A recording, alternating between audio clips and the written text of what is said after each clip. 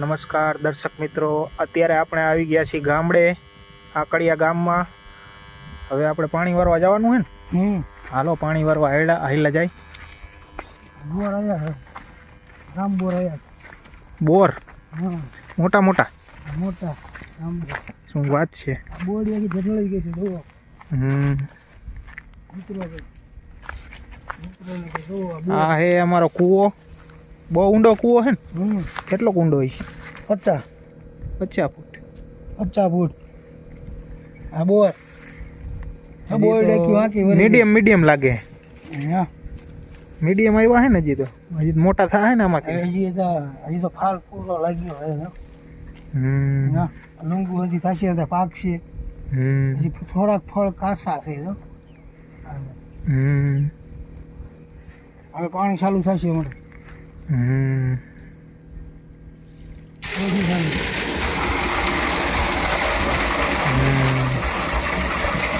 પાણી ચાલુ થઈ ગયું ને. આ છે આપણી વાડી ડુંગળી. આ ટોટલિંગ ડુંગળી છે ને આપણે કે આટલામાં બીજું છે? બધી ડુંગળી આટલી. આ કેટલા વીઘામાં ડુંગળી છે? 10 વીઘા. 10 વીઘામાં ડુંગળી છે.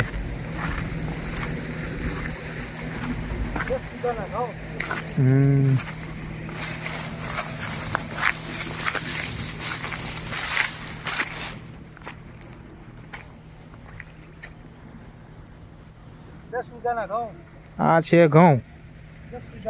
10 વીઘામાં.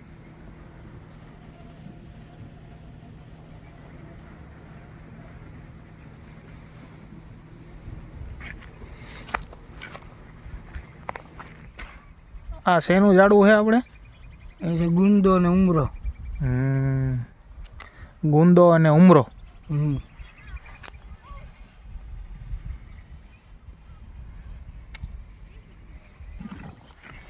અત્યારે દર્શક મિત્રો આપણે જ્યાં પાણી પાવાનું ચાલુ છે તે જગ્યા પર ચાલ્યા જઈએ. પાણી કેવી રીતે બધું આપણે જોતાવી.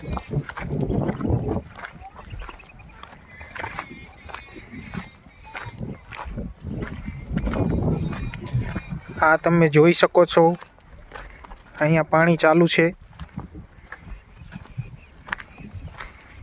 આ ક્યારામાં ઠેઠ આ ઝાડવા પાસેથી અહીંથી પાઇપલાઇન હે. આમથી ઠેઠ આમ ફરીને ઠેઠ અહીંયા સામે ઠેઠ પાઇપલાઇન હે. ત્યાંથી પછી આમથી આમાં અહીંયા ઠેઠ પાણી આવે.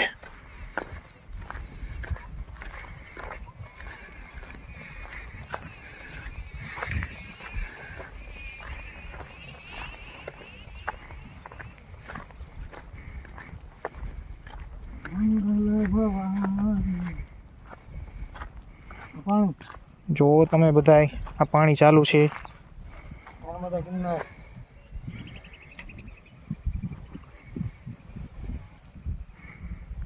આમથી પાણી ચાલ્યું આવે છે. આ પાઇપલાઇન હે. જો અહીંથી આમથી થઈને ઓલા ઝાડવા પાસે આપણે જે કૂવો જોઈએ તો ત્યાંથી ઠેઠ પાણી આવે. હવે દર્શક મિત્રો આપણે રાજાભાઈ નાકું વારે છે ઘઉંમાં. જોઈ લ્યો તમે કેવી રીતે નાકું વરાય.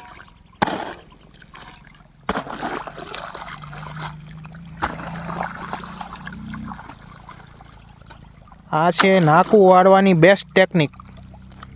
ધ્યાન રાખજો. આવી રીતે નાકું વરાય.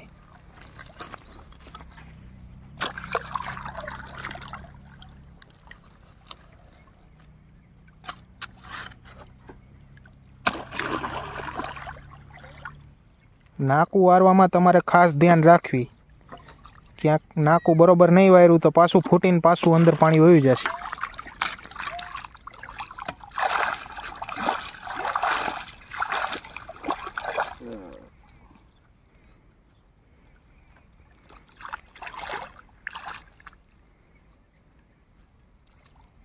દર્શક મિત્રો પાણીમાં કયું જનાવર આટા મારી રહ્યું છે?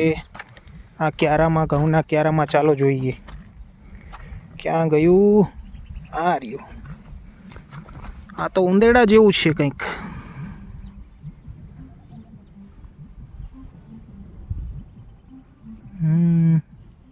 આ તો ઉંદેડાનું જ બચ્ચું છે.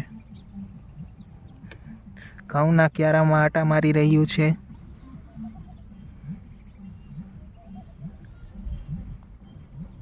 જો